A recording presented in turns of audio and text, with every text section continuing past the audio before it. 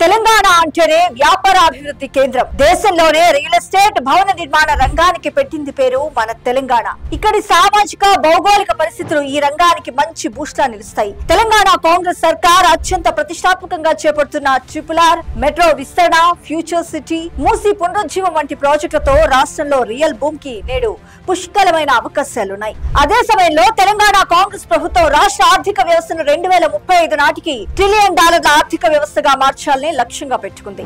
ఈ లక్ష్య సాధనలో రియల్ ఎస్టేట్ రంగానికి కీలక పాత్ర కానుంది. ఈ నేపథ్యంలోనే రియల్ ఎస్టేట్ రంగంలో పెట్టుబడులు పెట్టాలనుకునే ఇన్వెస్టర్లకు గౌరవ సీఎం శ్రీ రేవంత్ రెడ్డి గారు గట్టి భరోసానిచ్చారు.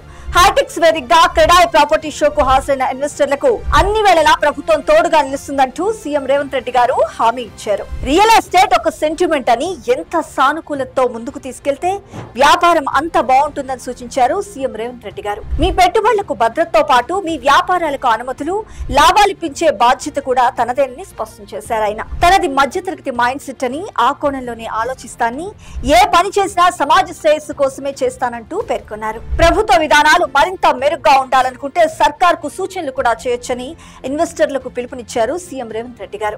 రాష్ట్రాభివృద్ధిలో గ్రోత్ ఇంజిన్ లా ఉండే రియల్ పెట్టుబడిదారులను ఈ రాష్ట్రం వదులుకోదని, అవసరమైన సౌకర్యాలని కల్పిస్తామని తెలిపారు.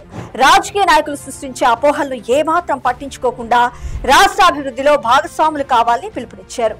హైదరాబాద్ ను గొప్ప నగరంగా తీర్చిదిద్దుతామని, 10 ఏళ్లు 20 ఏళ్లు కాదు 100 ఏళ్లు 1000 ఏళ్లు చెప్పుకునేలా అభివృద్ధి చేసి తీరుతామంటూ స్పష్టం చేశారు. ఆయన గౌరవ సీఎం శ్రీ రేవంత్ రెడ్డి గారు ఇచ్చిన భరోసాపై ఇన్వెస్టర్లు ఆనందం వ్యక్తం చేశారు. ఇంతటి ప్రోత్సాహం ఉంటే పెద్ద మొత్తంలో పెట్టుబడులు పెడతామని, రియల్ ఎస్టేట్ రంగంలో దేశానికే ఆదర్శంగా తెలంగాణను నిలుపుతామని స్పష్టం చేశారు. తెలంగాణ కాంగ్రెస్ సర్కార్ లక్ష్యమైన $1 ట్రిలియన్ ఆర్థిక వ్యవస్థలో తమ వంతు పాత్ర పోషిస్తామంటూ తెలిపారు.